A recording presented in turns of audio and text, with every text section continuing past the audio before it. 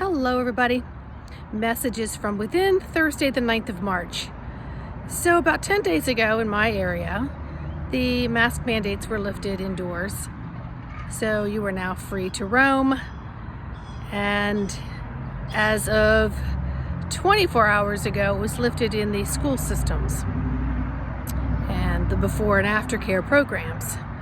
So the little people I work with were like, what? When you told them the good news. Not only did they hear it and were rather stunned with it, they needed to see it. They needed to see that email.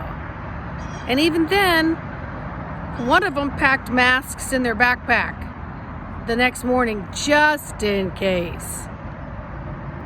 So, in school, 90% of the little people were maskless, few with masks. And so the teacher asked the students, she had a mask in her hand, asked the students, should I wear this or not? Let's see a show of hands. Well, who do you think put their hands up for her to wear one? So they could identify, because they had to wear one, whether they chose to or their parents chose for them. So then the teacher proceeded to go through the day taking it on and off so she could be fair to those who didn't and fair to those who did. Now, does anyone see a problem with that? I mean, let's talk about it for a sec.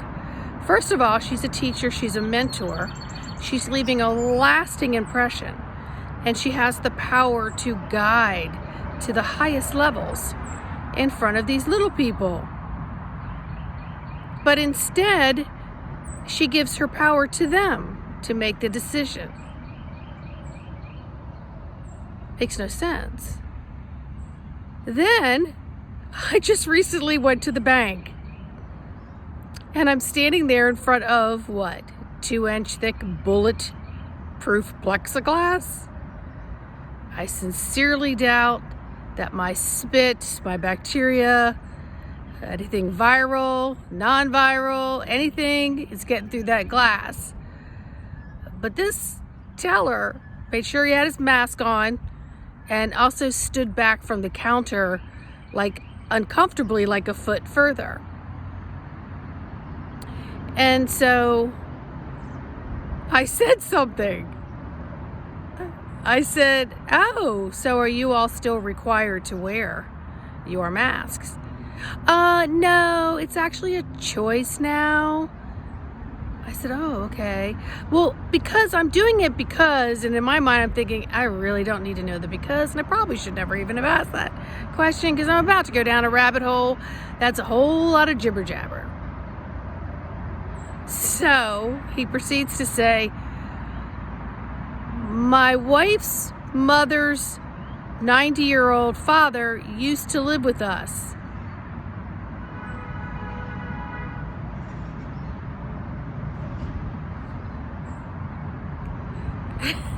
I'm just like, so that's why I wear it. Oh, okay. I said, well, alrighty then. You have a nice day. So, another theme I'm running across in the last few days is people saying that they're manifesting what it is that they want.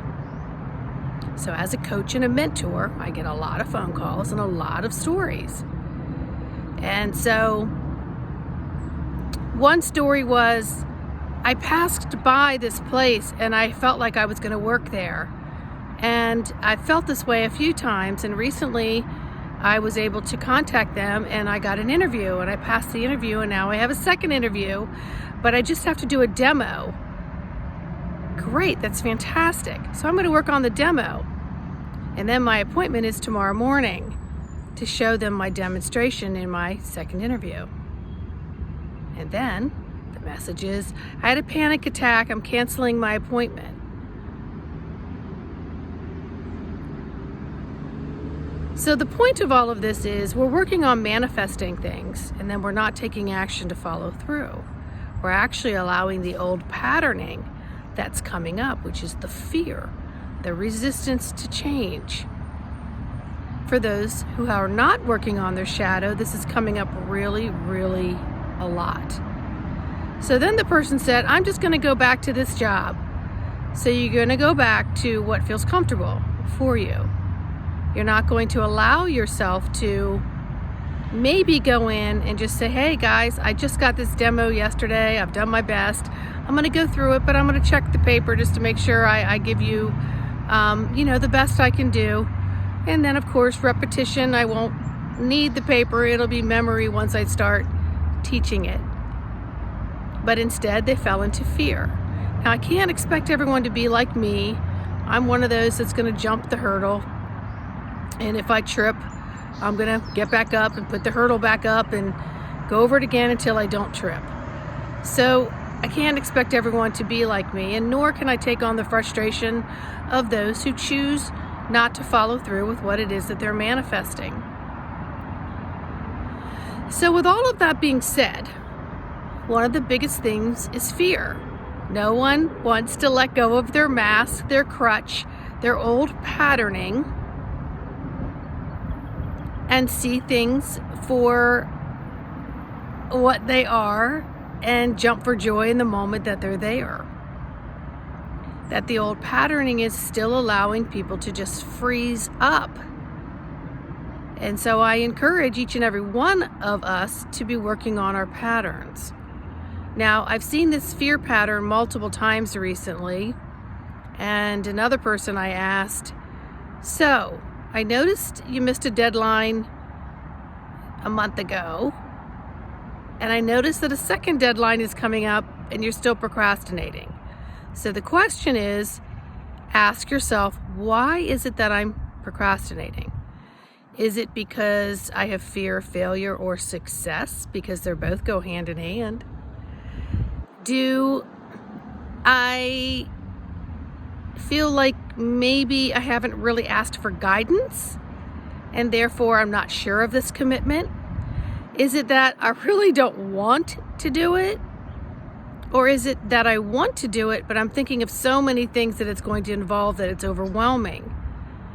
And so in that case, I suggest that you write down the priority in the list of which it's going to occur.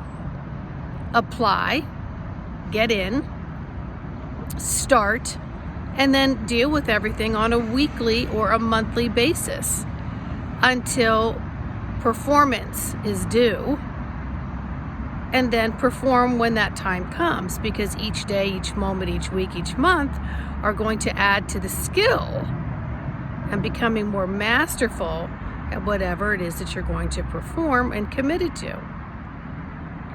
So I totally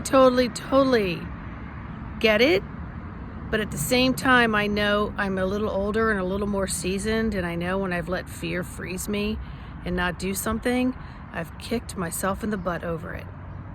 Or if I haven't done something, I ask, well, let's talk about that with my higher self, my guide team. What would be holding me back?